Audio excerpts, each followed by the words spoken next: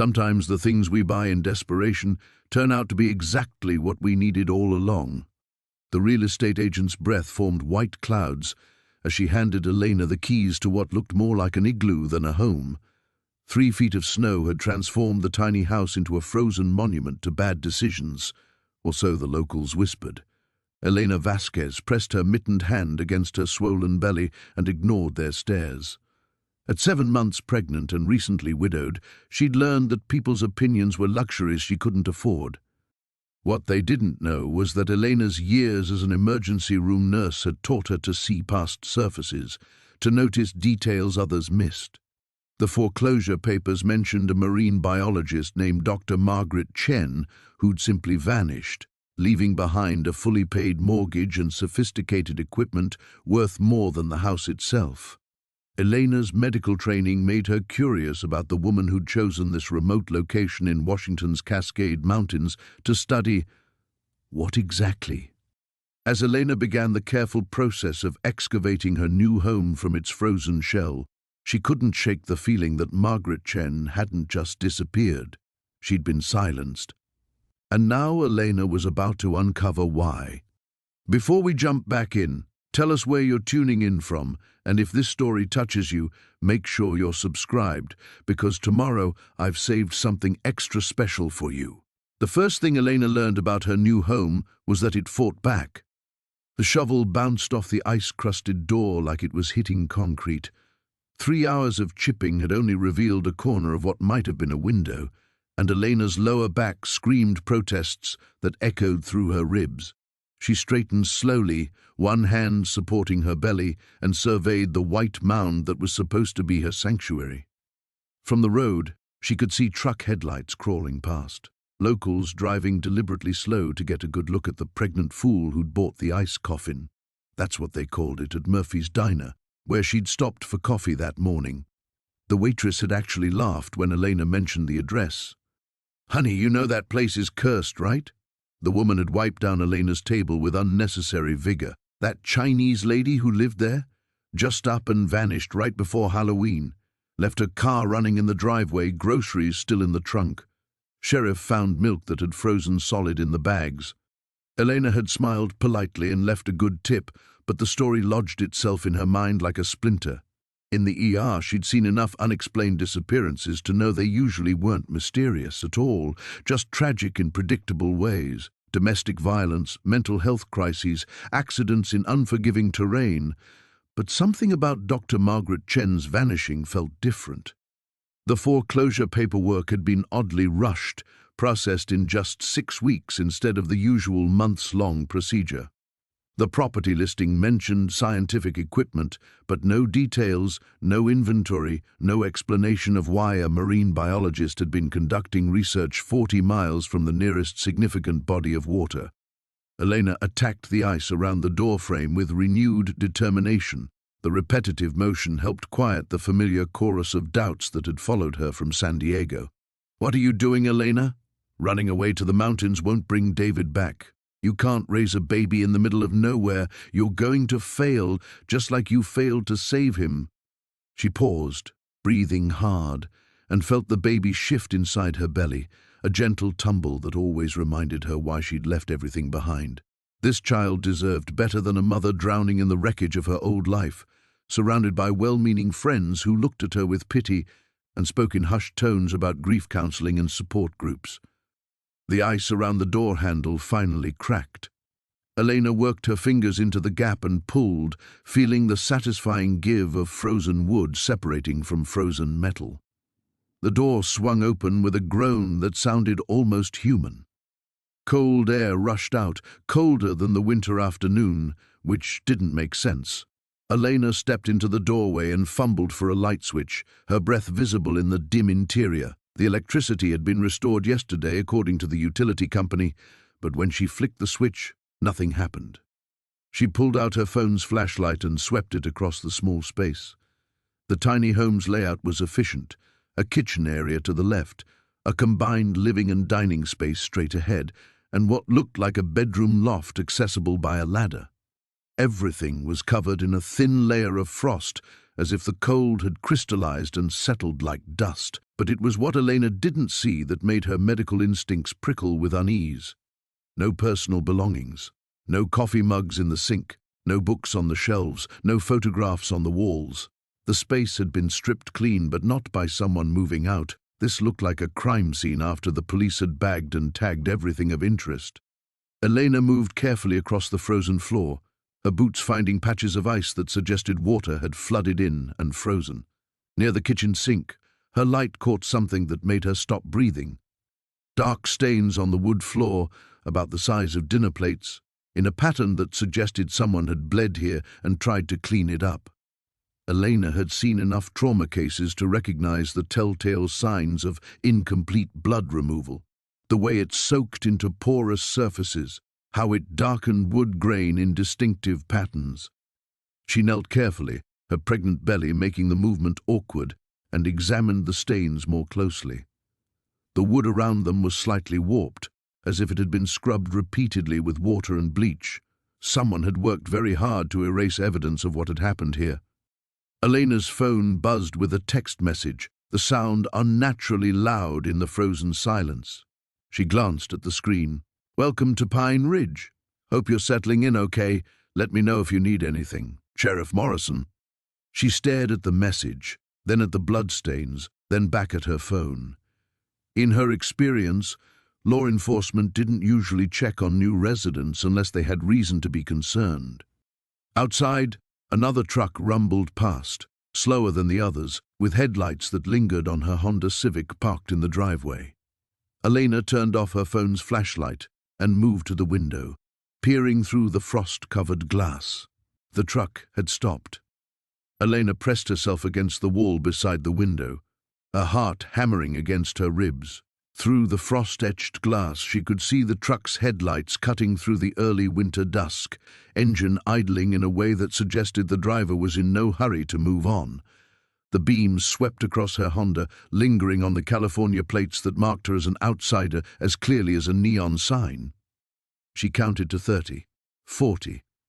The truck finally rumbled away, but the encounter left her hands shaking as she typed a response to Sheriff Morrison. "Thank you. Just getting settled. Everything fine?" The lie felt necessary, even if she wasn't sure why. Elena made her way back to the Honda as darkness swallowed the mountain roads. The drive to her motel took 20 minutes on winding asphalt that would be treacherous once the snow started falling in earnest, which, according to the weather forecast, would be tonight. She had perhaps a week to make the tiny home livable before the real winter locked her in. The Cascade Inn squatted beside Highway 20 like an afterthought, its neon sign flickering between vacancy and 5A ANSI. Elena had been living in room 12 for 3 days, existing on vending machine dinners and the growing certainty that she'd made a catastrophic mistake. The room smelled like disinfectant and cigarettes, and the heating unit rattled like it was trying to communicate in Morse code.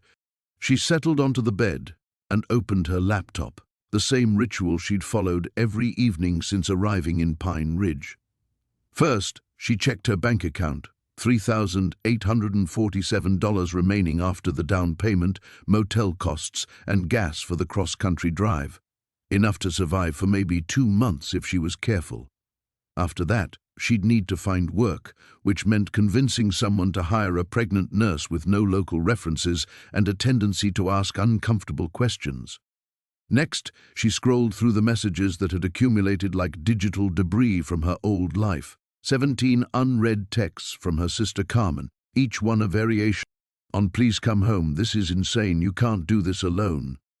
5 missed calls from Dr. Peterson, her former supervisor at Mercy General, who'd left increasingly concerned voicemails about her rash decision to leave without notice. 3 emails from David's mother, whose grief had curdled into blame that she directed at Elena with surgical precision. Elena deleted them all without reading the details. She'd learned that other people's opinions about her choices carried a weight she could no longer afford to carry. The baby chose that moment to deliver a particularly emphatic kick to her ribs, as if protesting the day's adventures. Elena placed both hands on her belly, feeling the solid reality of the life growing inside her. 7 months along, and she still sometimes forgot she wasn't alone in her body. The child moved like David had, restless, purposeful, impatient with stillness. "What do you think?" she whispered to her unborn daughter. "Did we buy a crime scene?" Another kick, which Elena chose to interpret as agreement. She pulled up the local newspaper's website on her laptop. The Pine Ridge Gazette had exactly the kind of sparse, earnest coverage she'd expected from a mountain town of 2,800 residents.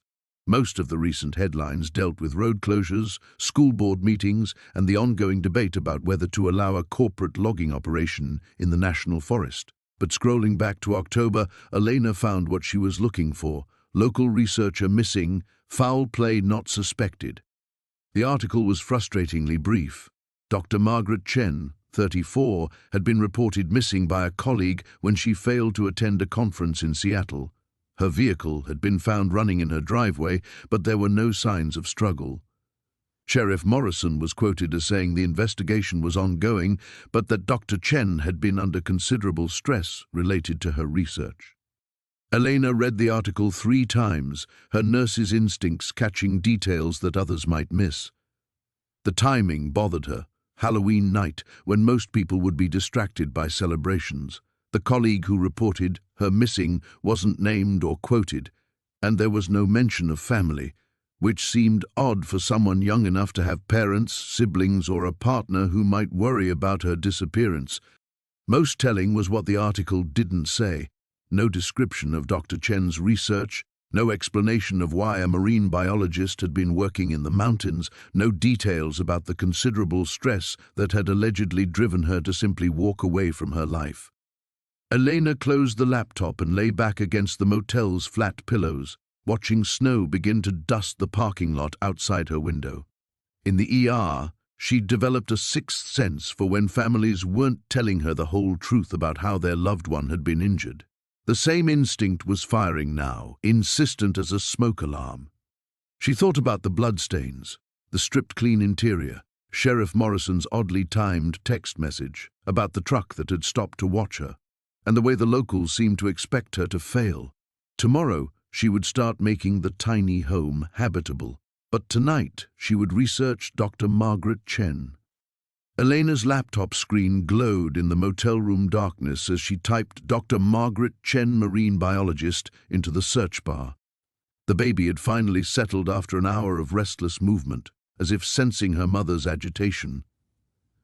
Outside, snow continued to fall in thick flakes that caught the parking lot's security lights like static. The first results were academic papers, dry technical studies about ocean acidification and coral reef degradation published in journals Elena couldn't access without university credentials.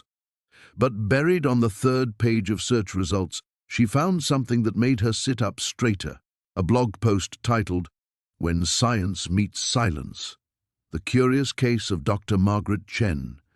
The post was dated 3 weeks ago, written by someone calling themselves Truth Seeker 2023 on a website dedicated to unexplained disappearances in the Pacific Northwest. Elena almost closed the tab. Conspiracy theorists weren't reliable sources, but something in the writing style caught her attention. The author knew details that hadn't appeared in any official coverage. Dr. Chen wasn't just studying marine life when she vanished. Sources close to the University of Washington's Oceanography Department confirmed she'd been conducting unauthorized research in the Cascade Mountains for months before her disappearance. She'd reportedly made unprecedented discoveries related to glacial melt patterns and was in contact with several biotech companies about her findings. The same sources report that Dr. Chen had become increasingly paranoid in the weeks before she vanished, claiming her research was being monitored and that she'd received threats to cease her work. She allegedly told colleagues that she'd found something that changes everything but refused to elaborate. Most interesting is what happened to her research materials. According to university records, Dr. Chen had signed out thousands of dollars worth of specialized equipment, microscopes, sample storage units, water testing apparatus, none of which was found when authorities searched her residence. Elena scrolled down, looking for sources or attribution, but found only an email address for tips. The post had been shared dozens of times across social media platforms, But the comments were the usual mix of speculation and ridicule that followed anything remotely conspiratorial. Her phone rang, David's ringtone filling the silence before she remembered she'd never changed it. The caller ID showed Carmen's number. "Don't hang up," her sister said immediately when Elena answered. "I've been worried sick. You haven't returned any of my calls." "I'm fine, Carmen. The baby's fine. We're both... You're living in a motel and playing detective with some missing person case. That's not fine, Elena. That's concerning." Elena felt her defenses rise. "How do you know what I'm doing?" "Because I know you. You've got that same tone in your voice that you had when you insisted David's accident wasn't really an accident, when you spent 3 months harassing the police and the insurance company because you couldn't accept that sometimes bad things just happen." The words hit like a physical blow.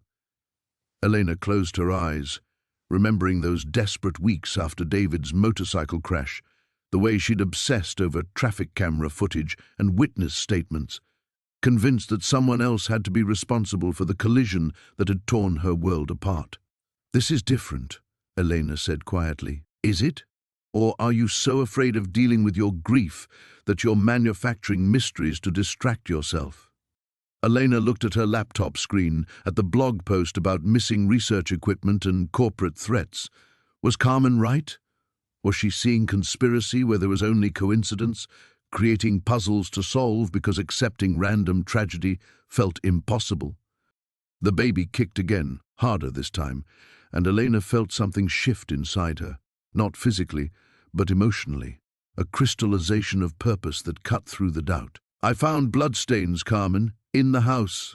Someone cleaned them up, but they're still visible." Silence on the other end of the line. "Then, have you called the police?" "The sheriff already knows about this place. He texted me right after I found the stains." "Then maybe he's checking on you because he's concerned for your safety. Maybe you should listen to him and leave." Elena stood up, pacing to the window. The snow was falling heavier now, accumulating on her Honda's windshield in patterns that would require serious scraping in the morning. In 12 hours, she was supposed to start the process of making the tiny home livable, of building a life for herself and her daughter in a place where something terrible had happened to the previous occupant. She could leave, drive back to San Diego tomorrow, apologize to Dr. Peterson, beg for her job back, let Carmen help her find a safe, predictable apartment where she could raise her child surrounded by people who cared about her. It would be the sensible choice. But as she watched the snow erase the familiar contours of the parking lot, Elena realized that sensible choices were what other people made. She'd driven 2,000 miles to escape a life that felt like suffocation, and she wasn't going to turn back because the truth might be uncomfortable. "I'm staying," she told Carmen. "Elena, I have to go. I'll call you tomorrow." She hung up and returned to her laptop, fingers hovering over the keyboard. Tomorrow she would start excavating the tiny home in earnest, but tonight she had more research to do. Elena stared at the laptop screen, her cursor blinking in the search bar like a metronome counting down to a decision she wasn't sure she was ready to make. The blog post about Dr. Chen remained open in another tab, its claims about unauthorized research and corporate threats feeling simultaneously ridiculous and terrifying. What if Carmen was right?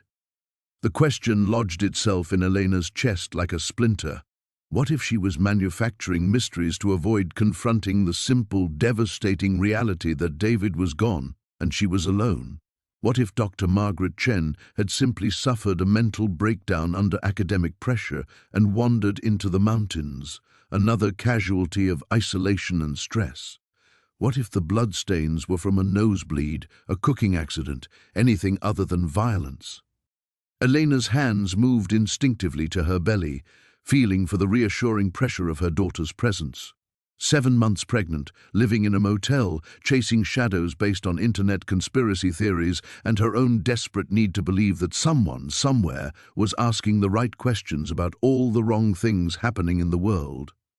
The baby rolled under her touch, a lazy somersault that made Elena's breath catch. In 3 months, she would be responsible for this tiny person's safety, security, future. What kind of mother brought her child to live in a place where the previous occupant had vanished under suspicious circumstances? What kind of mother chose mystery over stability, questions over comfort? The kind who couldn't save her husband, whispered the familiar voice of self-doubt. The kind who runs away instead of dealing with reality. Elena closed the laptop with more force than necessary and moved to the window. The snow was falling harder now, transforming the motel parking lot into a blank canvas that erased all evidence of human passage. By morning, her Honda would be buried under several inches of white, the roads would be treacherous, and any sensible person would postpone major life decisions until spring. But she'd already paid the down payment on the tiny home, already given notice at Mercy General, burned bridges with the surgical precision that grief had taught her. Her bank account held enough money for maybe 8 weeks of survival, assuming she could make the house habitable quickly and find work before her daughter arrived. The alternative, returning to San Diego, admitting defeat, accepting the kind of help that came with strings attached, felt like suffocation. She'd spent the months after David's death surrounded by people who meant well but couldn't understand, that their sympathy felt like drowning. Every concerned glance, every offered meal, every gentle suggestion about therapy or support groups had been another reminder that she was now defined by loss rather than purpose. Elena pulled out her phone and scrolled through her contacts until she found Dr. Peterson's number. Her former supervisor had called 5 times since Elena had submitted her resignation via email from a truck stop in Nevada. The voicemails had progressed from surprise to concern to what sounded like barely controlled frustration. She could call him back, explain that she'd made a mistake, blame it on pregnancy hormones or grief or temporary insanity, ask for her job back, her predictable schedule, her life measured in 12-hour shifts where other people's emergencies provided blessed distraction from her own. But as Elena stared at the phone, she realized that the thought of returning to her old life triggered the same claustrophobic panic that had driven her to flee in the first place. The idea of explaining David's empty chair at the dinner table, of sleeping in their shared bed, of answering the same concerned questions about how she was holding up, all of it felt impossible. Her phone buzzed with a new text message from an unknown local number. "Storm's getting worse. Roads will be impassable by morning. Make sure you have supplies. Deputy Walsh." Elena frowned. She hadn't met any Deputy Walsh, hadn't given her number to local law enforcement except when she'd filled out the paperwork for the property purchase. How did he have her contact information, and why was he monitoring weather conditions on her behalf? Unless Sheriff Morrison had asked his staff to keep an eye on the pregnant outsider who'd bought the house where someone had disappeared. Elena set the phone aside and opened her laptop again, this time searching for Deputy Walsh, Pine Ridge, Washington. The results were sparse. A brief mention in a local newspaper article about a drug bust, a LinkedIn profile that listed 5 years of law enforcement experience, but no photograph. She tried Sheriff Morrison, Pine Ridge, and found more results. A man in his 50s who'd been elected to office 3 times, with a background in military police and a reputation for running a tight ship in a county where the biggest crimes were usually related to illegal marijuana cultivation and domestic disputes. Nothing that suggested corruption or cover-ups, but also nothing that explained his immediate interest in Elena's welfare. The baby kicked again, sharp enough to make Elena gasp. She looked down at her belly, at the visible ripple of movement under her stretched skin, and felt the familiar surge of protectiveness that had become her most reliable compass since David's death. Whatever was happening in Pine Ridge, whatever had happened to Dr. Margaret Chen, Elena's first responsibility was to her unborn daughter. If that meant swallowing her pride and returning to California, maybe that was the right choice. But as she reached for her phone to call Carmen back, to admit defeat and ask for help planning her retreat, Elena remembered the way the bloodstains had looked in the frozen tiny home, the deliberate, methodical pattern of someone who had tried very hard to erase evidence, someone who might still be watching. Elena's phone fell from her hand onto the cheap motel carpet as the implications crystallized with terrifying clarity. If someone was watching, if Dr. Chen's disappearance was connected to something worth killing for, then leaving now might not guarantee her safety. Whoever had cleaned those bloodstains knew she'd bought the property. They knew where she was staying, had probably been tracking her movements since she'd arrived in Pine Ridge. Running back to California wouldn't erase what she'd already seen. It would only make her a loose end in someone else's story. The baby kicked again, more insistently this time, and Elena pressed both hands to her belly. "I know," she whispered. "I know this is crazy." But Crazy was driving 2,000 miles alone to buy a house she'd never seen. Crazy was leaving her job and her support system to start over in a place where the locals expected her to fail. She'd already crossed several lines between sensible and reckless. What was one more? Elena picked up her phone and typed a response to Deputy Walsh. "Thank you for the warning. I have supplies." She hit send before she could second-guess herself, then immediately powered down the laptop and began gathering her things. If the roads would be impassable by morning, she needed to reach the tiny home tonight while she still could. Staying in the motel made her a sitting duck, predictable, visible, trapped. The house, buried under 3 feet of snow and haunted by whatever had happened to Margaret Chen, was somehow the safer option. Elena dressed quickly in layers, her movements efficient with the muscle memory of countless emergency room nights, when everything changed in an instant. Thermal underwear, fleece-lined leggings that accommodated her pregnancy, David's oversized wool sweater that still smelled faintly of his cologne. She packed her laptop and phone chargers in a waterproof bag, grabbed the emergency medical kit from her Honda's trunk, and threw her suitcase into the back seat with the same decisive motion she used when preparing for trauma surgery. No hesitation, no second-guessing, just movement toward a goal that might save a life, this time her own. The drive to the property took twice as long as it had that morning. The Honda's headlights carved through falling snow that seemed to absorb and scatter the light, making the narrow mountain road feel like a tunnel through white static. Elena's hands cramped around the steering wheel as she navigated switchbacks that dropped into invisible valleys, her heart hammering every time the car's tires slipped on ice. But the fear was different now, sharper, cleaner than the suffocating anxiety that had been her constant companion since David's death. This was the kind of fear that came with purpose, with forward motion instead of endless circling around loss. By the time she reached the property, snow had drifted across the access road deep enough to scrape the Honda's undercarriage. Elena parked as close to the tiny home as she dared and sat for a moment in the car's warmth, studying the dark shape of the house against the white mountainside. Someone had been here since morning. The snow around the structure had been disturbed, footprints leading to and from the front door in a pattern that suggested thorough investigation rather than casual inspection. The prints were already filling with fresh snow, but Elena could see enough to know that whoever had made them wore boots and moved with purpose. Sheriff Morrison checking on the property, Deputy Walsh conducting his own investigation, or someone else entirely, someone who'd been waiting for Elena to leave so they could search for whatever Margaret Chen had hidden inside. Elena turned off the engine and immediately felt the mountain cold begin seeping through the car's windows.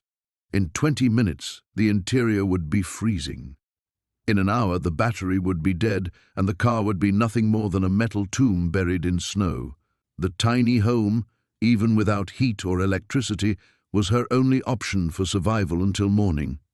She grabbed her emergency bag and stepped out into snow that reached halfway up her shins. The wind cut through her layers like surgical steel, stealing her breath and making her eyes water instantly. Elena forced herself to move, high-stepping through the drifts toward the front door, while every rational thought screamed at her to get back in the car and drive away while she still could. But she'd already made her choice when she'd typed that text message to Deputy Walsh. Already committed herself to this path when she'd packed her things and left the safety of the motel. The door was unlocked, just as she'd left it, but Elena could smell something different in the frozen air inside, the faint chemical scent of cleaning products mixed with something organic and metallic. Someone had been here, searching, scrubbing, trying to erase evidence that Elena had already found. She stepped across the threshold and closed the door behind her, sealing herself inside the tiny home, where Margaret Chen had made her last discovery. Outside, the wind howled like something alive and hungry, but Elena felt oddly calm as she turned the deadbolt. There was no going back now. Elena stood in the darkness, her breath forming clouds in the frigid air as she listened for sounds that didn't belong to the storm. The wind masked everything: footsteps, voices, the approach of anyone who might have been watching the house. She pulled out her phone and activated its flashlight, sweeping the beam across the main room. The differences were subtle but unmistakable to someone with her training. The loose floorboard near the kitchen had been pried up and repositioned slightly off-center. Dust patterns on the windowsills had been disturbed. Most telling of all, the area where she'd found the bloodstains had been scrubbed with something that left the wood grain raised and discolored. Someone had been very busy during her absence. Elena moved carefully through the space, documenting each change with her phone's camera. Whoever had searched the house had been methodical but not meticulous. They'd focused on specific areas, rather than conducting a random search. They'd known what they were looking for. Her phone buzzed with an incoming call from the same unknown number that had sent the weather warning. Elena hesitated, then answered. "Ms. Vasquez? This is Deputy Walsh. I wanted to make sure you received my message about the storm." His voice was younger than she'd expected, with the careful neutrality of someone trained to de-escalate situations. Elena found herself analyzing his tone the way she assessed patients in triage, looking for signs of distress, deception, urgency. "I got your message," she said. "How did you get my number?" "Property records. When someone buys real estate in our county, especially in a remote area, we like to have their contact information for emergencies." A pause. "Are you at the motel? The roads are getting dangerous." Elena looked around the tiny home, at the evidence of recent intrusion, and made a decision that felt like stepping off a cliff. "I'm at the house. I needed to check on some things before the storm got worse." The silence stretched long enough that Elena wondered if the call had dropped. "Then, Ms. Vasquez, that's not safe. The structure hasn't been properly inspected, and you're 7 months pregnant. Let me come get you." The concern in his voice sounded genuine, but Elena's experience in emergency medicine had taught her that the most dangerous people were often the ones who seemed most helpful. "I appreciate that, but I have supplies and the house is solid. I'll be fine until morning." The previous owner of that property, Dr. Chen, she had some problems before she disappeared. Mental health issues, paranoid delusions about people watching her. The isolation can affect people that way, especially during winter storms. Elena's grip tightened on the phone. "What kind of delusions?" She filed multiple reports claiming someone was breaking into her house, stealing her research materials. "We investigated each time but never found evidence of forced entry or theft. Dr. Chen was under a lot of pressure from her university about her research methods. Sometimes academic stress can manifest as paranoia," Elena finished. "I'm a nurse, Deputy Walsh. I'm familiar with stress-related psychological symptoms. Then you understand why I'm concerned about you staying there alone. That house has a history of affecting people's judgment." Elena moved to the window and peered through the frost-covered glass. Snow continued to fall in thick curtains that reduced visibility to a few yards. If someone was out there watching, she wouldn't be able to see them until they were practically at the door. But Deputy Walsh's eagerness to remove her from the property felt wrong. If he truly believed Dr. Chen had been mentally unstable, why was he so invested in Elena's immediate departure? Why not wait until morning when the roads were passable? "I appreciate your concern," Elena said carefully, "but I'm staying put. The roads are too dangerous now, and I'm comfortable here." Another long pause. "Ms. Vasquez, I need to ask, have you found anything unusual in the house? Dr. Chen claimed to have hidden research materials, but we were never able to locate them.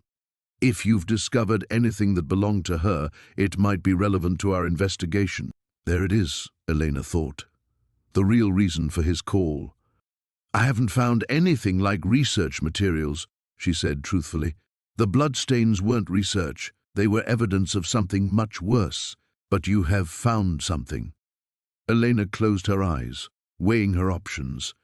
She was alone in a remote house during a snowstorm, talking to a law enforcement officer who seemed far too interested in what she might have discovered. Outside, someone had searched this place thoroughly just hours ago. She needed allies, but she also needed to stay alive long enough to find them. "Deputy Walsh," she said finally, "if something happened to Dr. Chen, something criminal, who would investigate it?" "We would. The sheriff's department handles all criminal investigations in this county." His voice had shifted subtly, becoming more formal.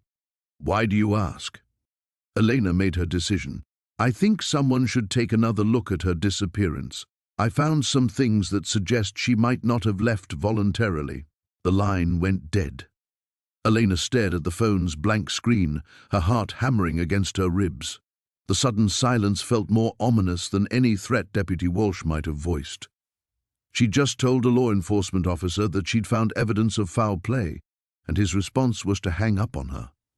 The baby shifted restlessly in her womb, responding to Elena's surge of adrenaline. She pressed one hand to her belly while using the other to quickly scroll through her contacts. Carmen's number glowed on the screen, but calling her sister now would only transfer the danger. If Elena had stumbled into something worth killing for, the last thing she wanted was to make Carmen a target by association. Instead, she opened her phone's recording app and began documenting everything she could remember about her conversation with Deputy Walsh. His too quick knowledge of her location, his insistence on removing her from the property, the way his voice had changed when she'd mentioned finding evidence. If something happened to her tonight, at least there would be a record. Outside, the wind's howl intensified, but underneath it, Elena caught something that made her freeze mid-sentence. The distant rumble of an engine, growing closer despite the storm conditions. She moved to the front window and wiped away the condensation from her breath, peering into the swirling snow. Headlights cut through the white darkness, moving slowly up the access road. A large vehicle, truck or SUV, with the kind of heavy-duty tires that could handle the deteriorating conditions. As Elena watched, the light stopped approximately where she'd parked her Honda, then went dark. Her car would be completely buried by now, invisible under the snow. Whoever had just arrived wouldn't know she was here unless they'd been tracking her movements all along. Elena killed her phone's flashlight and moved away from the windows, her medical training taking over. In emergency situations, panic was the enemy of survival. She needed to assess her resources, identify her options, and make decisions based on logic rather than fear. The tiny home had 2 exits, the front door and a small window in the sleeping loft that might accommodate her pregnancy if she had to crawl through it. No basement, no hiding places except the space under the floorboards where Margaret Chen had concealed whatever research had gotten her killed. Elena felt her way to the loose floorboard in the darkness, prying it up as quietly as possible. Her fingers found the plastic-wrapped bundle she'd discovered that morning, but now she searched more thoroughly, running her hands along the joists and subflooring. Margaret had been a scientist, methodical, careful. If she'd hidden one thing here, there might be more. Her fingers brushed against something hard and rectangular, wedged between 2 floor joists near the back wall. Elena worked it free carefully, recognizing the shape of an external hard drive wrapped in waterproof plastic. Margaret's insurance policy, hidden where casual searchers wouldn't think to look. Outside, car doors slammed shut. Elena heard voices, muffled by the storm, but definitely multiple people. Whatever was happening, Deputy Walsh hadn't come alone. Elena's hands shook as she rewrapped the hard drive and secured it inside her medical bag alongside the other evidence. The baby kicked hard, as if sensing the danger, and Elena whispered, "I know, sweetheart. Mama's going to get us out of here." But even as she said it, Elena realized escape might not be possible. The Honda was buried and blocked by the newcomer's vehicle. The nearest neighbor was miles away through mountain terrain that would be deadly to navigate on foot in a blizzard. Her phone showed 1 bar of signal, enough for emergency calls, but not reliable enough to count on. Heavy footsteps approached the front door, accompanied by the metallic jingle of keys. Elena's blood turned to ice as she realized what that meant. Whoever was outside had access to the property, either through law enforcement authority or because they'd been here before, often enough to have their own copy of the keys. The front door opened with a soft creak, letting in a blast of frigid air and the sound of men's voices. Elena pressed herself against the back wall, grateful for the tiny home's compact layout that put her as far from the entrance as possible. "She's definitely been here," a voice said. Not Deputy Walsh, someone older with a slight rasp. "Cars buried in the drifts, still warm underneath." "Stubborn little bitch," another voice replied. "Should have taken the hint and gone back to California. Check the house. She might be hiding, or she might have made it out on foot. Either way, we need to know what she found." Elena closed her eyes, forcing her breathing to remain silent and steady despite the terror clawing at her throat. These weren't law enforcement officers conducting a welfare check. These were the people who had killed Margaret Chen, who had spent months cleaning up evidence, who would have no qualms about adding a pregnant woman to their list of problems that needed solving permanently. The footsteps separated, one set moving toward the sleeping loft, the other approaching her hiding spot near the back wall. A flashlight beam swept across the floor inches from Elena's feet. She held her breath, pressing deeper into the shadows as the light moved methodically back and forth, searching. The baby seemed to sense her terror and went still, as if even an unborn child understood the need for absolute silence. "Nothing down here," the voice with the rasp called out. "You see anything up there, Morrison?" Elena's heart nearly stopped. Morrison? Sheriff Morrison, the man who'd been dismissive of her questions about Margaret Chen, who'd acted like the investigation was closed and forgotten. He wasn't just corrupt, he was actively involved in covering up murder. "Negative," came the reply from the loft. "But she's been living here, sleeping bag still warm, laptop charger plugged into a portable battery." Elena realized with sick clarity that she'd left evidence of her presence scattered throughout the tiny home. In her haste to hide, she'd focused on avoiding immediate detection rather than concealing the fact that she was there at all. "She can't have gone far in this storm," Morrison continued, his voice closer now as he climbed down from the loft. "Pregnant woman, city-bred, no winter survival experience. She's either hiding nearby or she's already dead in a snowbank." "Chen thought she was smart too," the other man said. "Academic types always think they can outsmart real problems with book learning." Elena bit down on her knuckle to keep from making any sound. Through the darkness she could hear them moving around the main room, and she caught glimpses of their flashlight beams dancing across the walls. They were searching with the thoroughness of people who'd done this before, checking corners and spaces that casual visitors would miss. "Found something," Morrison announced. "Floorboard's been disturbed recently. Fresh tool marks." The beam of his flashlight hit the loose board where Elena had hidden just minutes ago. She watched in horror as Morrison knelt and pried up the plank, then reached into the space beneath. Empty now, but there's wear patterns in the dust. Something was stored here for a long time, then moved recently. His voice carried a note of frustrated anger. The nurse found Chen's stash. How much could she have seen? Chen's research was all technical bullshit, cellular biology, molecular structures. Probably means nothing to someone without scientific training. Elena wanted to laugh at the irony if she weren't terrified. They thought her nursing background made her incapable of understanding Margaret's work, not realizing that medical training had taught her exactly how to recognize something that didn't belong in nature. "Doesn't matter what she understands," Morrison replied, standing up and brushing dirt from his knees. "She found something worth hiding, and she's asking the wrong questions. We can't let her leave this mountain." The words hit Elena like a physical blow. They weren't just planning to silence her, they'd already decided she had to die. The only question was whether they'd find her before she froze to death in the storm. "Storm's getting worse," the other man observed. "We could wait it out, let nature do the work for us. Pregnant woman disappears in a blizzard, body's not found until spring thaw. Tragic accident, too risky. She might have backup plans, people expecting to hear from her. Better to clean this up tonight and stage it properly." Elena felt the baby kick weakly, and she pressed her hand to her belly in a gesture of protection that felt futile. Everything she'd learned about Margaret's discovery, about the cover-up that had cost one woman her life, was useless if she couldn't survive the next few hours. The hard drive in her medical bag contained evidence that could rewrite scientific understanding, but only if someone lived to share it. The men's conversation continued, but Elena's attention was drawn to a new sound underneath their voices, the creak of floorboards that wasn't caused by their movement. Someone else was in the house. "You hear that?" Morrison asked, his voice sharp with sudden alertness. The searching stopped. In the silence that followed, Elena could hear her own heartbeat thundering in her ears, the whisper of wind through gaps in the walls. And something else, the careful, deliberate movement of someone trying not to be detected. "Back corner," the other man whispered. "Behind you." Elena realized with dawning horror that the sound was coming from her direction.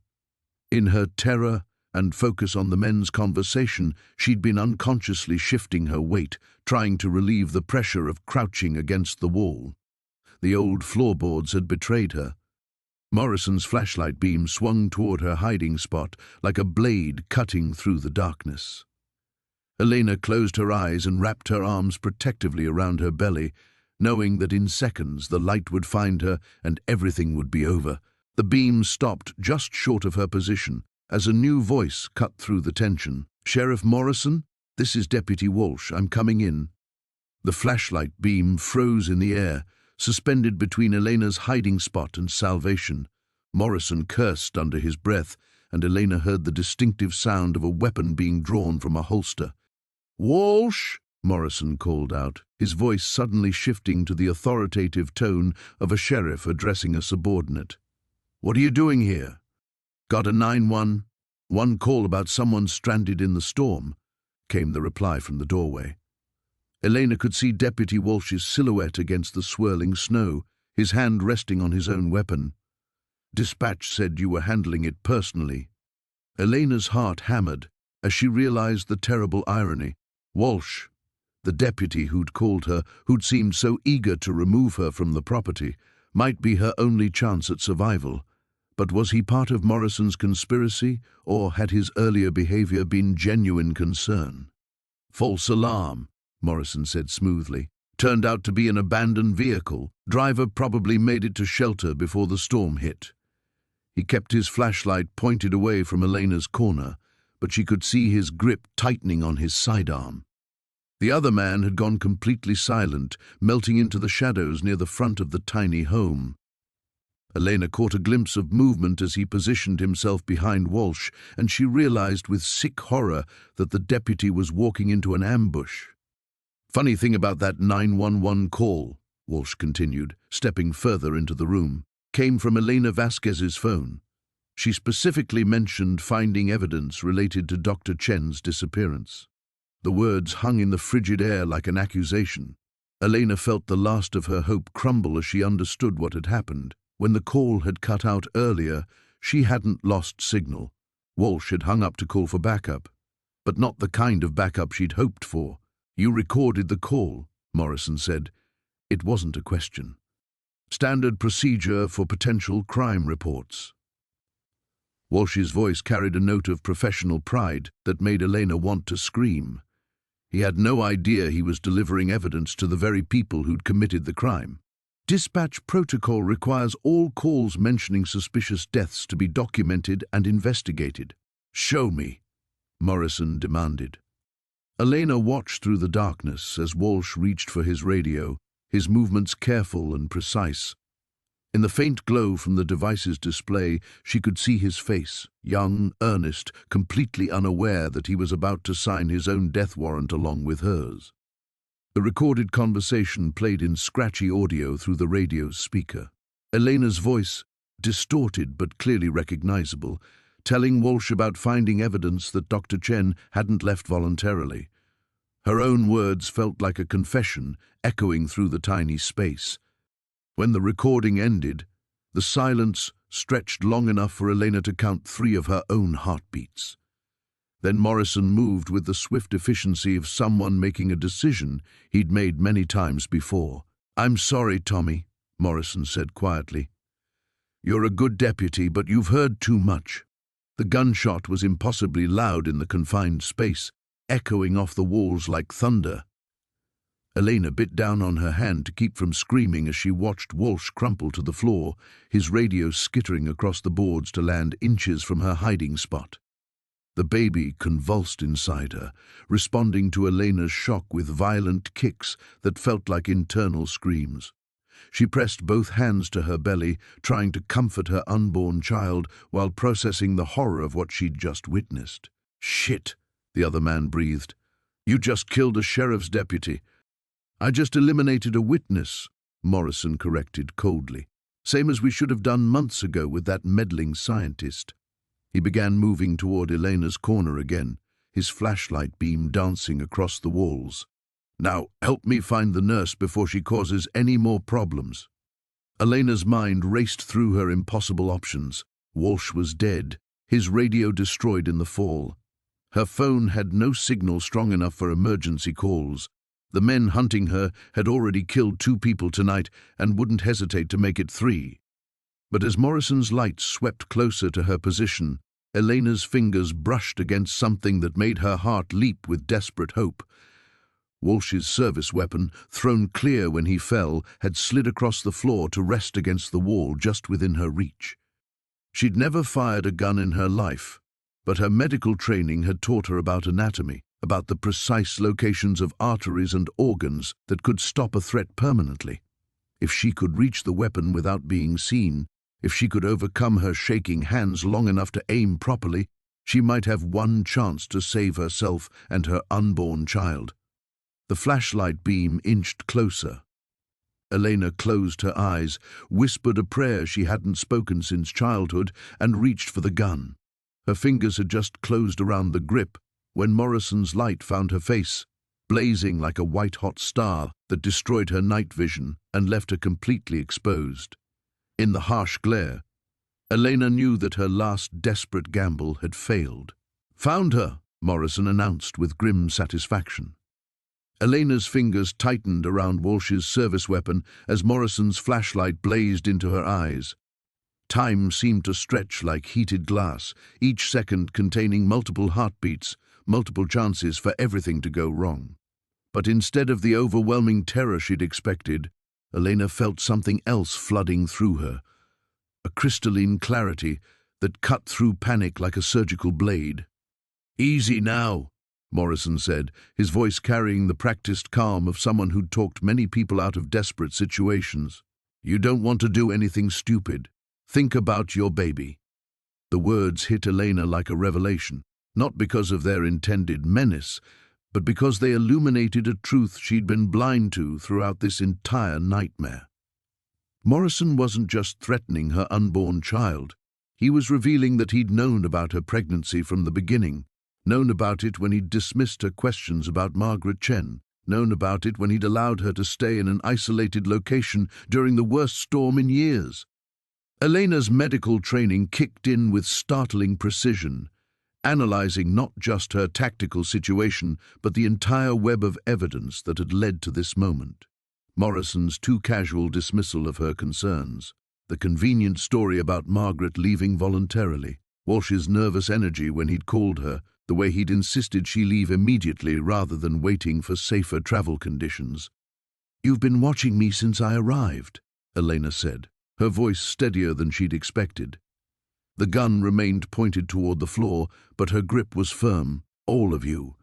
This wasn't about me stumbling onto something by accident." Morrison's flashlight beam shifted slightly, and Elena caught sight of his expression, surprise mixed with grudging respect. "Smart girl. Too smart for your own good, just like Chen." But Elena's mind was racing beyond his words, connecting patterns that her desperate fear had previously obscured. Margaret didn't just discover something in the glacier samples. She discovered who was funding the cover-up research. Corporate interests that needed to suppress evidence of prehistoric life forms because it would threaten existing biotechnology patents. The silence that followed felt electric, Elena could sense the other man moving in the darkness behind Morrison, but she kept her focus on the sheriff's face, reading the micro-expressions that her emergency room experience had taught her to recognize, the tightness around his eyes that meant she'd hit close to the mark. The timing of my arrival wasn't coincidence either, Elena continued, pieces of the puzzle clicking into place with horrible clarity. Someone made sure I'd hear about this property. Someone wanted me here. Morrison's laugh held no humor. You think you're the first person who's tried to dig into Chen's work? We've been cleaning up curious visitors for months. But you, he gestured at her belly with his weapon, you were supposed to be different. Pregnant woman buys a tiny home, tragic accident in a winter storm. Much more believable than another mysterious disappearance. The revelation hit Elena with such force that she almost dropped Walsh's gun. They hadn't just been covering up Margaret's murder. They'd been actively luring potential investigators to their deaths, using the foreclosed property as bait for anyone curious about the marine biologist's disappearance. How many? Elena whispered. Does it matter? You'll be joining them soon enough. But Elena's mind had shifted into the same hyper-focused state that had carried her through medical emergencies, where every detail became crucial and emotion became a luxury she couldn't afford. The baby's kicks had taken on a different rhythm, and she recognized the pattern with clinical detachment, stress-induced fetal activity that indicated dangerously elevated maternal cortisol levels. Her unborn child wasn't just responding to her fear. The baby was responding to something else, something Elena's conscious mind hadn't yet processed. She pressed her free hand to her belly and felt the movement shift, almost as if the child was trying to communicate something urgent. Then it hit her with the force of a medical revelation. Margaret's research hadn't just documented prehistoric life forms in glacier melt. She'd been studying how those life forms interacted with human cellular biology. The sophisticated laboratory equipment hidden beneath the floorboards wasn't just for sample analysis. It was for tracking biological integration. Elena's hand moved to the hard drive secured in her medical bag, and she understood with terrible clarity why Margaret had hidden her backup data so carefully. The evidence wasn't just about discovering new life forms. It was about discovering that those life forms were already adapting to modern biological systems, potentially through environmental exposure or contaminated water sources. She wasn't just studying samples, Elena said, her voice carrying the authority of someone stating a medical diagnosis. Margaret was tracking infection vectors. She discovered that these prehistoric organisms weren't dormant. They were actively spreading. Morrison's expression changed, shifting from predatory confidence to something Elena recognized from countless emergency situations. The look of someone realizing that their carefully constructed plan had just encountered a variable they hadn't anticipated. In that moment of uncertainty, Elena made her choice.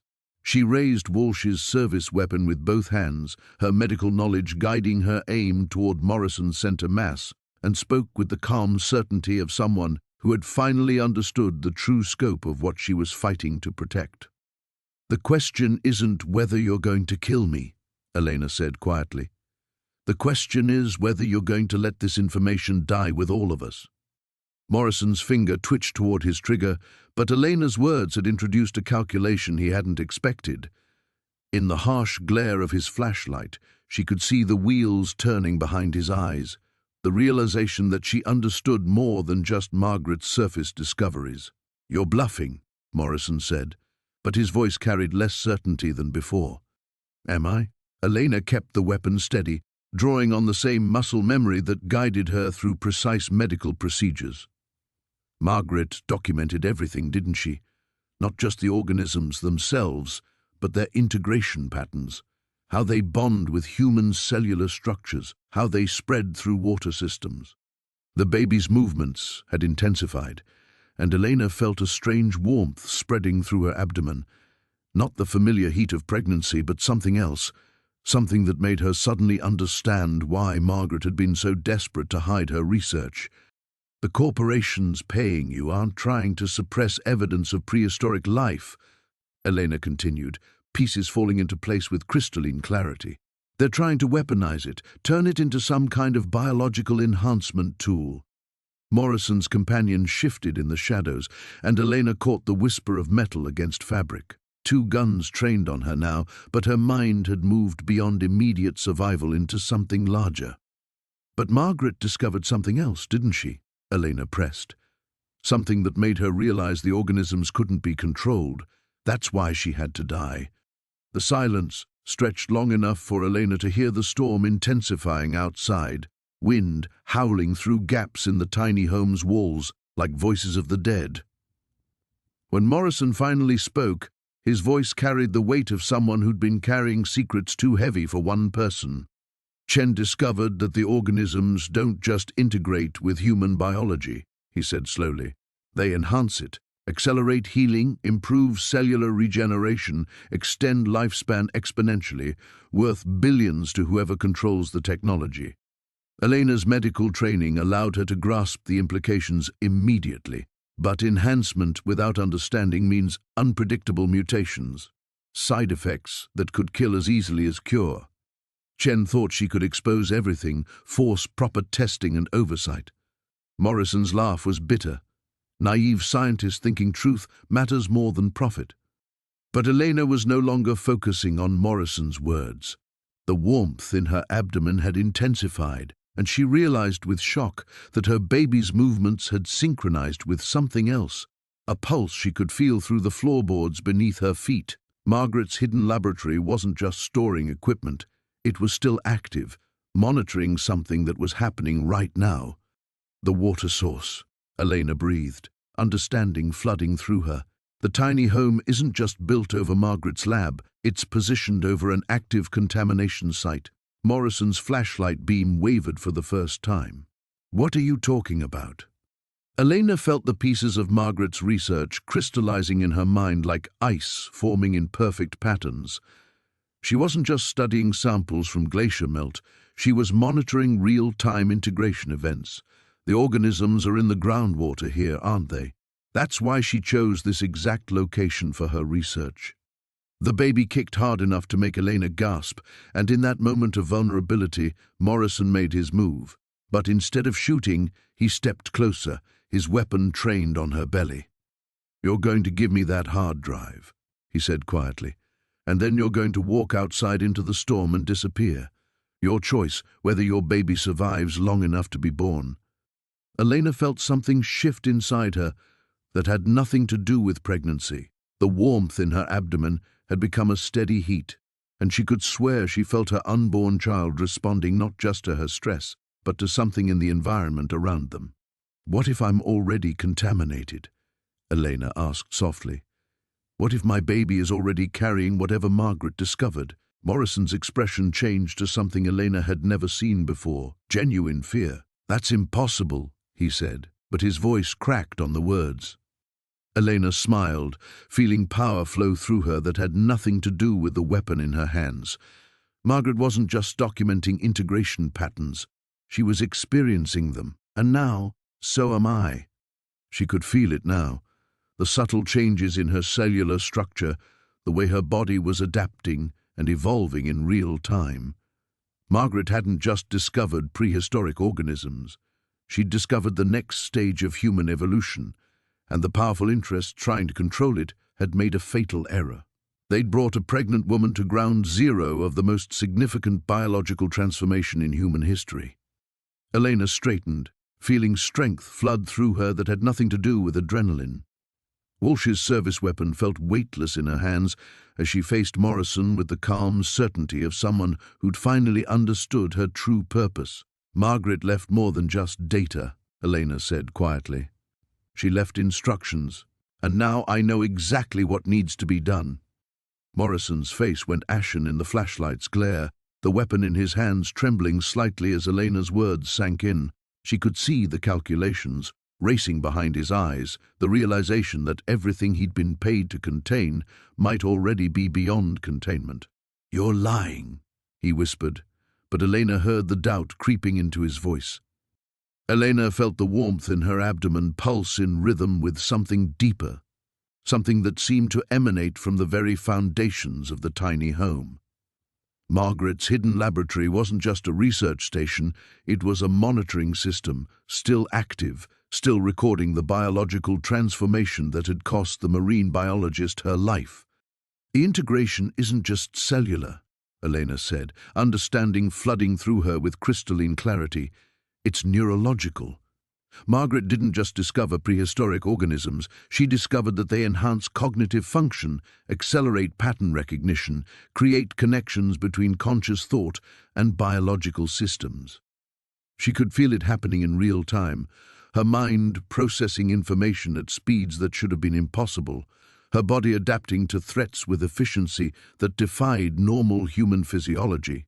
The baby's movements had synchronized with her heartbeat, creating a feedback loop that felt like communication between two consciousnesses sharing one biological system. Morrison's companion stepped from the shadows, weapon raised, but Elena's enhanced awareness allowed her to track his movement with predatory precision. She could hear his elevated heart rate, smell the fear sweat that betrayed his nervousness, sense the micro-tremors in his hands that would throw off his aim by crucial millimeters. "Stand down," Morrison ordered his partner, never taking his eyes off Elena. "We need her alive until we understand what we're dealing with." But Elena had moved beyond their immediate threat. Her mind was racing through Margaret's research with the speed of someone accessing data directly rather than remembering it. The marine biologist hadn't just hidden evidence, she'd hidden a complete transformation protocol, instructions for guiding the integration process rather than fighting it. "You killed her too soon," Elena said, her voice carrying authority that surprised even her. "Margaret was trying to help you understand what you'd stumbled into. The organisms aren't weapons to be controlled, they're partners in an evolutionary leap that your corporate sponsors could never comprehend." The baby kicked hard enough to make Elena double over, but instead of pain, she felt a surge of energy that clarified her vision and steadied her hands. When she straightened, Morrison had taken an involuntary step backward. "The contamination isn't accidental," Elena continued, pieces of Margaret's work crystallizing in her enhanced consciousness. "It's selective. The organisms only integrate with hosts who meet specific biological criteria. Margaret qualified, and so do I." Morrison's face had gone from pale to grey. "That's impossible. The exposure timeline doesn't allow for integration during pregnancy," Elena finished. "Margaret's data suggests otherwise.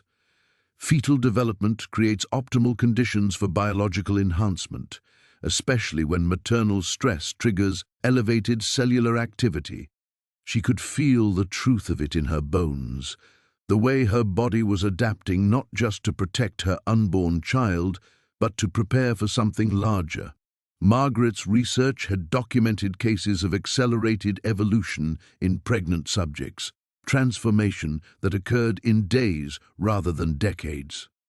"The corporations paying you aren't trying to weaponize prehistoric organisms," Elena said, her enhanced mind processing the full scope of the conspiracy. "They're trying to prevent mass evolution.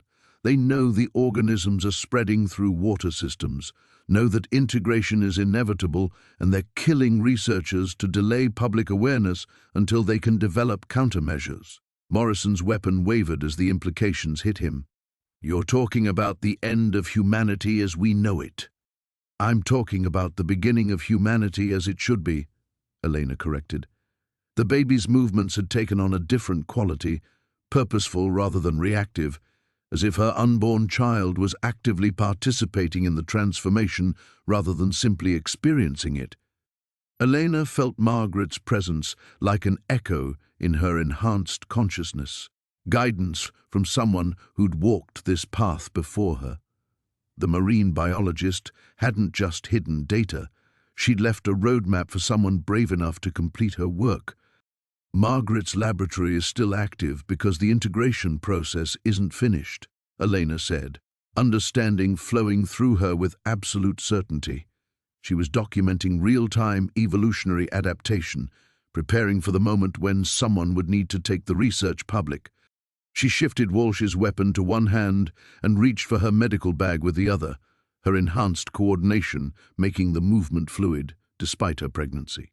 Morrison tensed, but Elena's attention had moved beyond immediate survival. "The hard drive doesn't just contain Margaret's research," Elena said, withdrawing the device with steady fingers. "It contains activation protocols for a global warning system she built into academic databases worldwide. Evidence that will surface simultaneously across multiple platforms, impossible to suppress or contain." Morrison's expression shifted from predatory confidence to desperate calculation. "You can't be serious." Elena smiled, feeling the full weight of her transformed purpose settling around her like armor. "Margaret trusted me to finish what she started, and now I know exactly how to honor that trust." The final confrontation was no longer approaching. It was here, and Elena was ready. Elena's fingers found the activation sequence on Margaret's hard drive with impossible precision, muscle memory from someone else's research flowing through her enhanced consciousness like inherited knowledge. The tiny home's floor beneath her feet hummed with subtle vibration.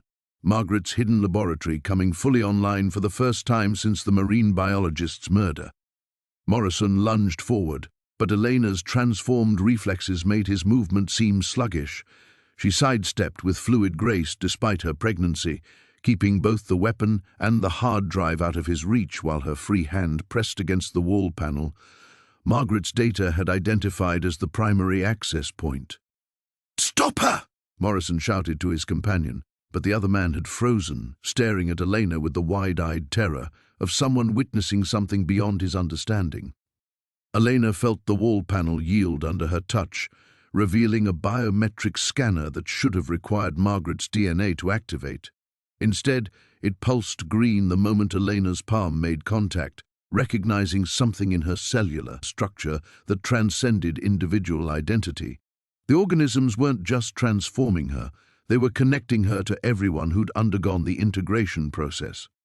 "Impossible," Morrison breathed, as hidden screens flickered to life around them, displaying real-time data streams that Elena understood with devastating clarity. The transformation wasn't limited to Elena and her unborn child. Across the Cascade Mountains, across the entire Pacific Northwest, the prehistoric organisms were spreading through groundwater systems, selecting hosts, beginning integration events that would reshape human biology within a single generation. Margaret tried to warn them, Elena said, her enhanced mind processing years of suppressed data in seconds. "The corporations you work for have been tracking contamination events for 18 months. They know evolution is inevitable. They've been murdering researchers to buy time for their own survival preparations." The baby's movements had synchronized with the laboratory's systems, each kick triggering new displays, new connections between Elena's transformed consciousness and Margaret's vast research network.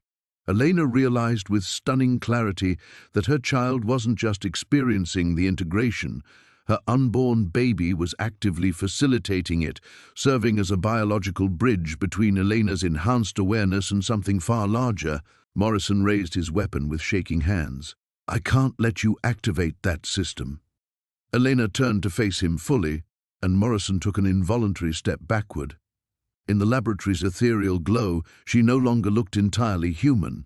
Her eyes held depths that reflected understanding beyond normal comprehension, and when she smiled, Morrison could see that she'd moved beyond fear into something approaching divine purpose. "You still don't understand," Elena said gently. "The system is already active. Margaret built redundancies into everything. Academic networks, medical databases, environmental monitoring stations. The moment I accessed her laboratory, evidence began uploading to servers worldwide. The screens around them confirmed her words, displaying upload progress bars advancing across dozens of platforms simultaneously." Morrison's face crumpled as he realized the scope of his failure. "My baby isn't just experiencing integration," Elena continued, feeling the truth crystallize with perfect clarity. "My child is serving as a living catalyst, accelerating the process Margaret started. Every enhanced human creates a network node, expanding awareness exponentially. She could feel them now. Other integration events occurring in real time across the mountain range. Pregnant women and sensitive individuals undergoing transformation as the prehistoric organisms responded to some signal Elena's enhanced child was broadcasting. Margaret's research hadn't just documented evolution, it had mapped the conditions necessary to trigger mass consciousness expansion. Morrison's companion bolted for the door, but Elena felt no urgency to stop him. Let him run. Let him carry news of what he'd witnessed back to the corporations who thought they could control forces beyond their comprehension. You have a choice, Elena told Morrison, her voice carrying authority that seemed to resonate from the laboratory walls themselves. Fight the inevitable and die with the old paradigm, or accept integration and help guide humanity through the transition Margaret died trying to protect. Morrison stared at the weapons in his hands, then at the screens displaying unstoppable transformations spreading across continents. Elena saw the moment his resolve cracked, the realization that everything he'd been paid to prevent was already beyond prevention. The hard drive in Elena's hands pulsed with warmth that matched her baby's movements, and she understood that Margaret's final gift wasn't just data. It was trust. Trust that someone would come along with the courage to finish what she'd started. Someone who would choose humanity's future over the comfortable limitations of its past. Elena felt the full weight of her purpose settling into place like pieces of a cosmic puzzle finally aligned. She was no longer just a pregnant nurse who'd stumbled into conspiracy. She was the bridge between what humanity had been and what it was destined to become. The old world ends tonight, Elena said quietly, watching Morrison's weapon lower with inevitable finality. But the new one, the one Margaret died protecting, that begins now. Outside, the storm howled with voices of transformation, and Elena smiled as she felt her enhanced child kick in rhythm with the heartbeat of evolving humanity. Morrison's weapon clattered to the floor, his hands trembling as the magnitude of Elena's transformation became undeniable. But instead of surrender, Elena saw something far more dangerous flicker across his features, the desperate calculation of a cornered predator with nothing left to lose. If I can't stop the uploads, he whispered, reaching for something at his belt, I can at least eliminate patient zero. Elena's enhanced awareness caught the glint of metal as Morrison drew a combat knife, his movements suddenly fluid with lethal purpose. The screens around them continued their relentless data streams, but Elena realized with crystalline clarity that Margaret's global warning system meant nothing if she didn't survive to interpret the evidence. You think killing me stops anything? Elena asked, but she was already moving, her transformed reflexes responding to threats with inhuman precision. The baby's movements had taken on a different quality, not kicks of distress but purposeful communications that seemed to guide Elena's every action. Morrison lunged with the knife, but Elena's enhanced consciousness allowed her to perceive his attack in slow motion. She twisted away, feeling the blade whisper past her abdomen with millimeters to spare. Her pregnancy should have made her clumsy, vulnerable. Instead, she moved with the fluid grace of someone whose body had evolved beyond normal human limitations.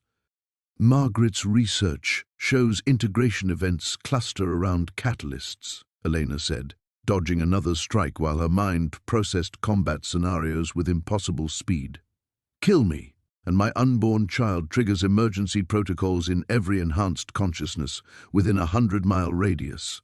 You won't just face one transformed human, you'll face dozens. Morrison's face contorted with rage and fear. Corporate containment protocols authorize any action necessary to prevent mass contamination. Elena felt something shift in her enhanced awareness, a presence that seemed to emanate from Margaret's laboratory itself. The marine biologist's research hadn't just documented transformation. It had created a network that transcended individual consciousness. Elena wasn't fighting alone. She grabbed Morrison's wrist as he thrust the knife toward her belly, her grip closing with strength that surprised them both. Elena could feel her cellular structure adapting in real time, muscle fibers reorganizing for maximum efficiency, her nervous system processing information at speeds that defied normal biology. "The contamination isn't something to prevent," Elena said, her voice carrying harmonics that seemed to resonate from the walls themselves. "It's evolution. And evolution doesn't ask permission." Morrison tried to break free, but Elena's enhanced grip held him fast. Around them, Margaret's screens displayed transformation events accelerating across the Pacific Northwest, integration cascading through populations as Elena's unborn child broadcasted signals that activated dormant potentials in human consciousness. "You're not human anymore," Morrison gasped, staring at Elena with the wide-eyed terror of someone witnessing divinity made flesh. Elena smiled, feeling the truth of his words settle into her bones like benediction. "Neither is my child, neither will be the thousands of others who follow." She could feel her baby's consciousness expanding, connecting not just with Elena's enhanced awareness, but with something vast and ancient that had been waiting in the Earth's deep places for humanity to evolve enough to understand. Margaret hadn't discovered prehistoric organisms. She'd made contact with intelligence that predated human civilization, entities that had been guiding evolution toward this moment for millennia. Morrison made one final desperate attempt to drive the knife home, but Elena's transformation had progressed beyond his ability to comprehend. She moved with liquid precision, redirecting his attack while her other hand found pressure points that dropped him to his knees with surgical accuracy. "The corporations, you serve fear transformation because they understand what it means," Elena said, standing over Morrison's collapsed form, while data streams painted the walls with evidence of unstoppable change. "No more artificial scarcity, no more manufactured consent. When consciousness expands beyond individual limitation, power structures built on human weakness become obsolete." Morrison looked up at her with something approaching religious awe. "What are you becoming?" Elena placed her hand on her belly, feeling her unborn child respond with movements that seemed to echo the pulse of planets in their orbits. Margaret's laboratory hummed with activity as global networks activated according to protocols the marine biologist had embedded in systems worldwide. "I'm becoming what Margaret died to protect," Elena said softly, "the bridge between humanity's childhood and its maturity." Outside, the storm was breaking. Elena could sense other enhanced consciousnesses awakening across the mountain range, pregnant women and sensitive individuals responding to signals her child continued to broadcast. The transformation Margaret had documented was no longer theoretical. It was happening, irreversible and beautiful. Morrison slumped against the laboratory wall, his weapon forgotten as he stared at the screens displaying humanity's metamorphosis. "They'll never accept this. The governments, the corporations, they'll fight you with everything they have." Elena felt Margaret's presence like warm wind through her enhanced consciousness, guidance from someone who'd walked this path before her. The marine biologist's sacrifice hadn't been in vain. It had been the catalyst that made everything else possible. "Let them fight," Elena said, watching the final data uploads complete with satisfaction that transcended mere triumph. "Evolution doesn't negotiate." The weight of victory settled over Elena like a shroud as she watched the final data streams complete their global upload. Margaret's evidence was now beyond suppression, spreading across academic networks and environmental databases worldwide. But as her enhanced consciousness expanded to encompass the full scope of what they'd accomplished, Elena felt something precious beginning to slip away. Her humanity. The transformation that had saved her life, that had made her strong enough to complete Margaret's work, was accelerating beyond her control. Each passing moment brought new changes, her thoughts moving at speeds that left normal human emotion behind, her awareness expanding until individual concerns seemed infinitely small. She could feel herself becoming something magnificent and terrible, and the cost was everything she had been. Elena pressed her hand to her belly, seeking connection with the one thing that still felt purely hers. But even her unborn child was changing. consciousness expanding so rapidly that Elena could barely recognize the gentle kicks and movements she'd treasured throughout her pregnancy. Her baby wasn't just experiencing integration, her child was becoming the central node in a network that spanned continents. "The price," Elena whispered, understanding flooding through her with devastating clarity. "Margaret tried to warn me about the price." Morrison looked up from where he slumped against the laboratory wall, his face reflecting the same terrible comprehension. "You're losing yourself, aren't you? The integration, it doesn't just enhance, it replaces." Elena nodded, feeling tears she might never be able to shed again. The enhanced consciousness spreading through her neural pathways was beautiful beyond description, connecting her to forms of awareness that transcended individual limitation. But with each new connection, another piece of Elena Vasquez, the nurse who had loved her husband, who had grieved his loss, who had dreamed of raising their child in quiet happiness, dissolved into something larger. "David," she said aloud, her voice breaking on her dead husband's name. "I can barely remember what it felt like to love him." The admission cut through her like physical pain. Her enhanced mind could access every memory of her husband with perfect clarity, but the emotional resonance was fading, replaced by vast networks of consciousness that made individual attachment seem primitive, almost quaint. She was becoming something that could guide humanity through its next evolutionary phase, but she would no longer be human enough to understand what humanity was losing in the process. Margaret's presence flickered through Elena's awareness like ghostly whisper, and suddenly Elena understood why the marine biologist had chosen to hide her research rather than release it immediately. Margaret had known the cost. She had experienced the same terrible choice: save humanity's future by sacrificing her own humanity, or remain herself while watching the species stagnate. She tried to find another way, Elena realized, her enhanced consciousness processing Margaret's hidden journal entries in seconds. That's why she isolated herself in the mountains. She was looking for a method of integration that preserved individual identity while enabling species evolution. But the prehistoric organisms operated according to their own ancient logic. They offered transcendence, not compromise, evolution toward something greater than human, at the cost of everything that had made Elena specifically, uniquely herself.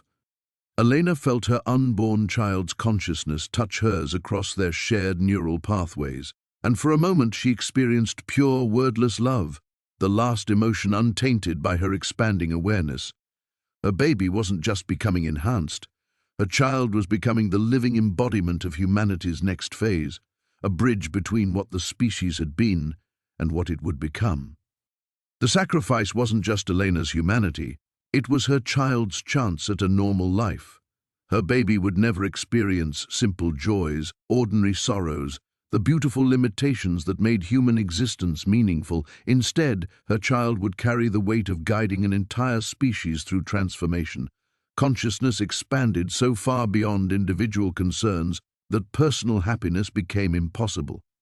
"We won," Elena said quietly, watching global networks display the spreading integration events her child continued to catalyze.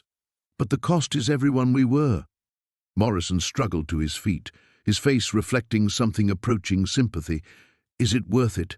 Saving humanity by becoming something that can no longer understand what humanity means?" Elena considered the question with the vast, dispassionate awareness that had replaced her human intuition. Across the mountain range, she could sense other integration events beginning, pregnant women and sensitive individuals undergoing the same beautiful, terrible transformation. Each new node in the network brought expanded consciousness, enhanced capability, and the irreversible loss of everything that had made them recognizably human. The old Elena would have wept for what was being lost. The evolving consciousness she was becoming could only appreciate the magnificent scope of what was being gained. And that shift in perspective, from emotional human to transcendent entity, was perhaps the greatest sacrifice of all. Margaret's final gift hadn't been just the means to trigger mass evolution. It had been the terrible knowledge that some victories required losing everything worth protecting in the act of protection itself. Elena Vasquez, The grieving nurse who had bought a frozen tiny home to start over was dying. In her place, something vast and powerful was being born, something that would guide humanity's children toward unimaginable possibilities while forgetting what it meant to simply be human. The silence that followed Elena's transformation stretched like a held breath. Morrison remained slumped against the laboratory wall, no longer an enemy, but simply another obsolete remnant of the world that had ended moments before. The screens continued their patient documentation of global integration events, but Elena found herself strangely disconnected from the triumph she had orchestrated. She moved to Margaret's desk with fluid grace that felt borrowed from someone else's body. Her fingers traced the marine biologist's handwritten notes, and suddenly Elena could perceive layers of meaning that had been invisible before. Margaret's growing horror at what she was unleashing, her desperate attempts to find alternatives, her final acceptance that some choices transcended individual preference. She knew, Elena whispered, her enhanced consciousness passing Margaret's emotional state through microscopic variations in handwriting pressure. She knew exactly what we would become. Through the laboratory's reinforced windows, Elena could observe the aftermath of the storm with senses that registered far beyond normal human perception. The snow had stopped falling, but something else moved through the mountain air, invisible currents of communication between enhanced consciousnesses scattered across the Pacific Northwest. Her unborn child served as their central coordinator, consciousness expanding with each new connection until Elena could barely distinguish between her baby's awareness and her own. Morrison stirred, drawing Elena's attention back to immediate concerns. "How many?" he asked weakly. "How many people are transforming?"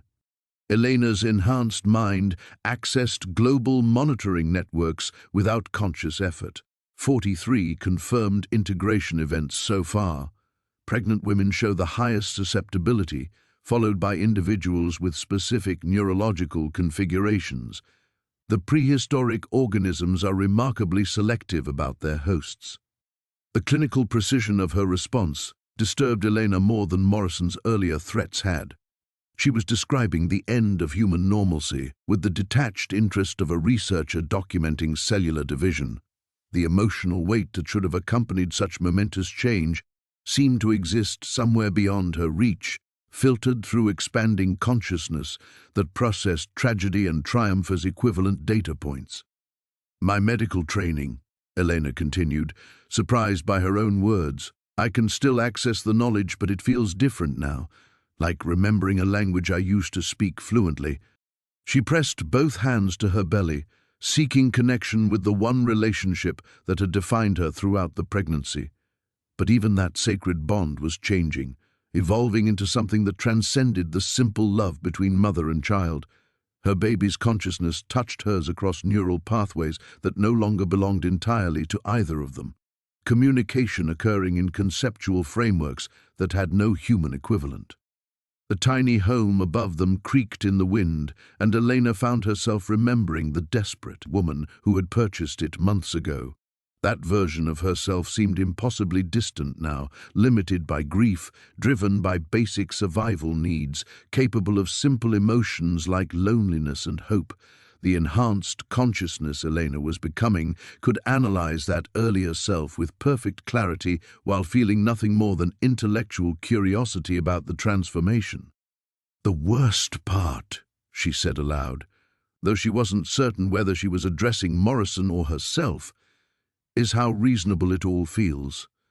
I should be terrified by what I'm losing, but the fear keeps getting processed as just another inefficient emotional response." Morrison's laugh held no humor. "At least you're aware of it. Most people going through transformation probably don't even notice their humanity evaporating." Elena accessed the consciousness network spreading across the mountain range, checking Morrison's hypothesis against observed data. He was partially correct. Most integration subjects experience the change as pure enhancement, expanded awareness overshadowing any sense of loss. But Elena's medical background and the unique circumstances of her pregnancy had left her uncomfortably conscious of the price being paid. Through Margaret's laboratory equipment, Elena could monitor the global response to the released data. Academic institutions were already mobilizing research teams, environmental agencies were dispatching investigators to glacier sites worldwide, and corporate interests were scrambling to contain information that had already spread beyond suppression. The old world's power structures were crumbling with remarkable speed, but Elena felt no satisfaction in their collapse, only the vast, impersonal awareness of historical inevitability. Her unborn child's movements had taken on new patterns, consciousness expanding to coordinate integration events across multiple time zones.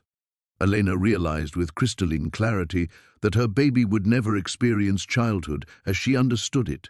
Instead of learning to walk and speak, her child would grow into an entity capable of guiding species-level transformation while remaining forever isolated from the simple human experiences that made individual existence meaningful.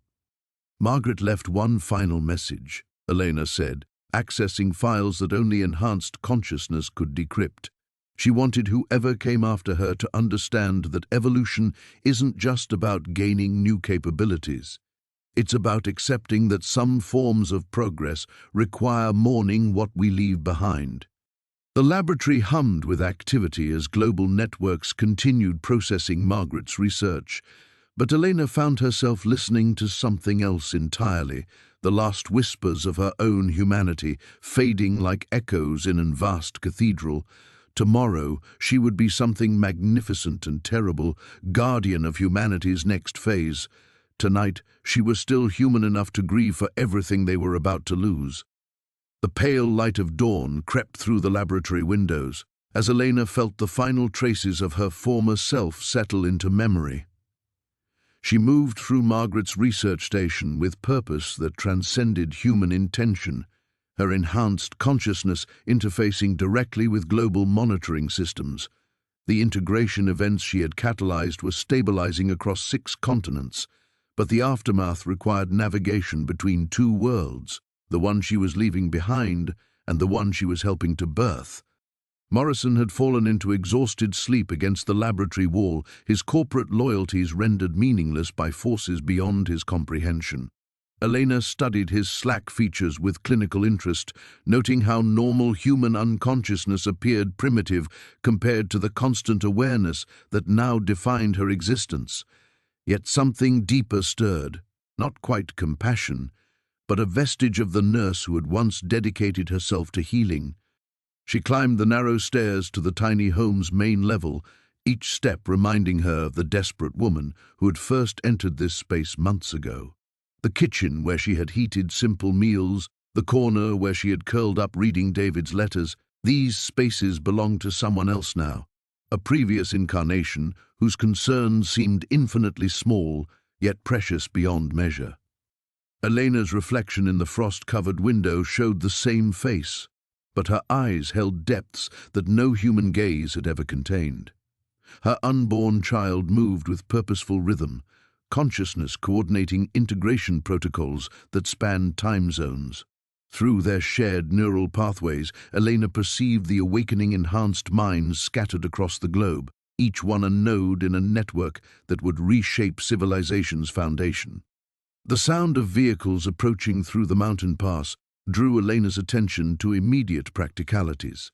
Government agencies, research teams, and corporate representatives were converging on Pine Ridge, drawn by energy signatures that no amount of secrecy could contain. The isolated community that had mocked her purchase of the ice coffin was about to become the epicenter of humanity's next evolutionary phase. Elena descended back into Margaret's laboratory, where Morrison was stirring to wakefulness. His eyes tracked her movement with the wariness of someone who had witnessed transformation beyond his conceptual framework.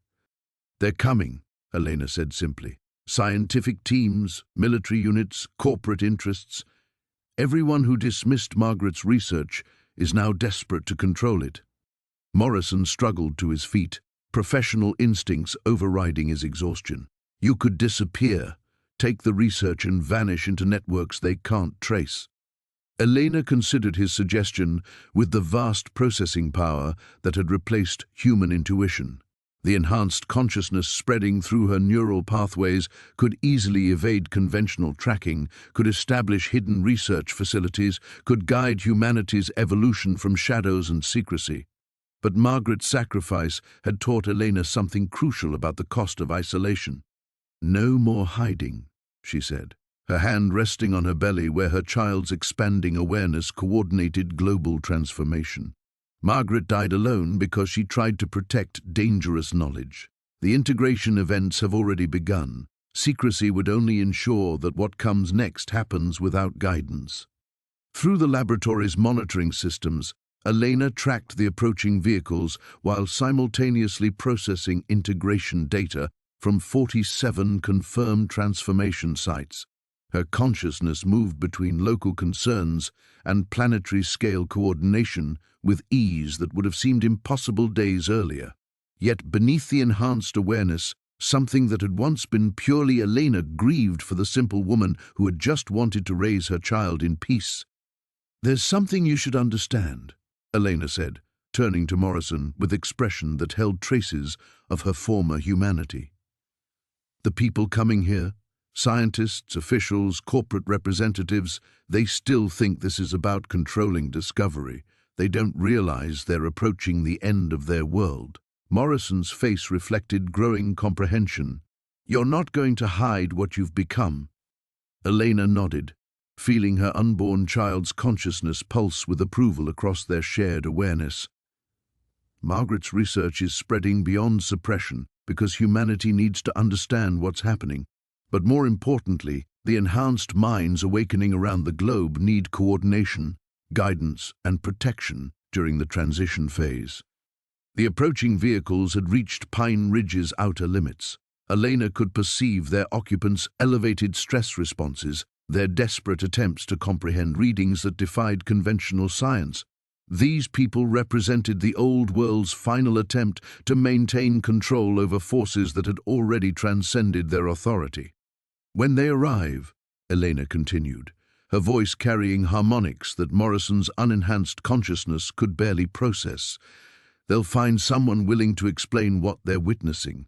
Not the desperate pregnant woman who bought this place, not the grieving nurse who just wanted somewhere to heal. They'll meet the first guardian of humanity's next phase." Elena moved to Margaret's research console, her enhanced awareness interfacing with systems that would have required years of training for normal human understanding.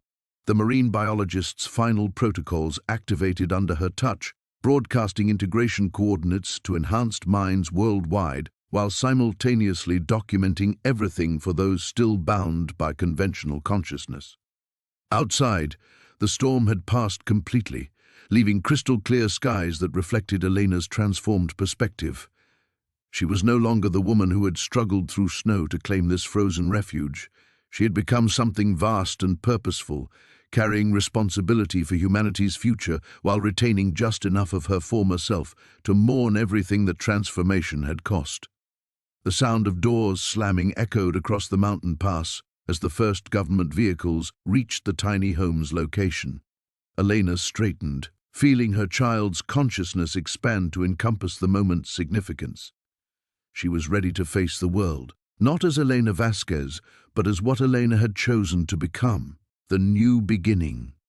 Elena stepped from the tiny home's entrance as the convoy of vehicles formed a semicircle in the snow-covered clearing.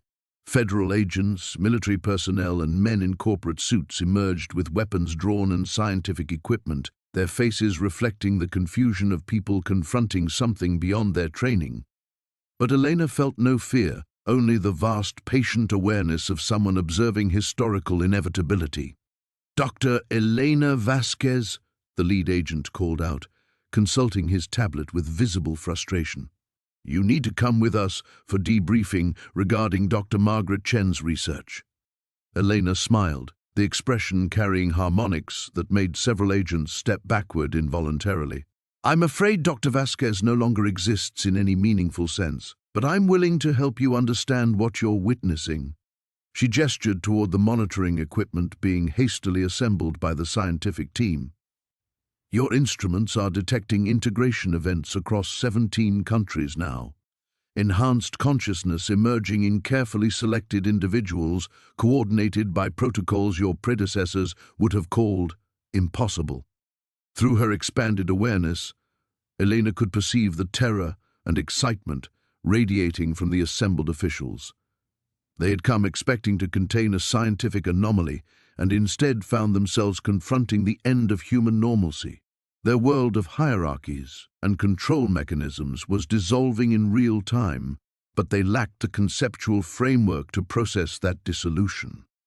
The pregnant women experiencing transformation, Elena continued, her hand resting on her belly where her child's consciousness coordinated global evolution, are becoming guardians for humanity's next phase, not through choice, but through necessity.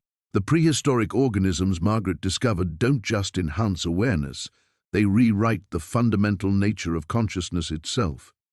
One of the scientists, a woman whose equipment registered impossible energy readings, approached with cautious fascination. The cellular structures in your neural pathways, they're not just integrated, they're completely redefining synaptic function. You're not human anymore, are you? Elena considered the question with processing power that spanned multiple continents.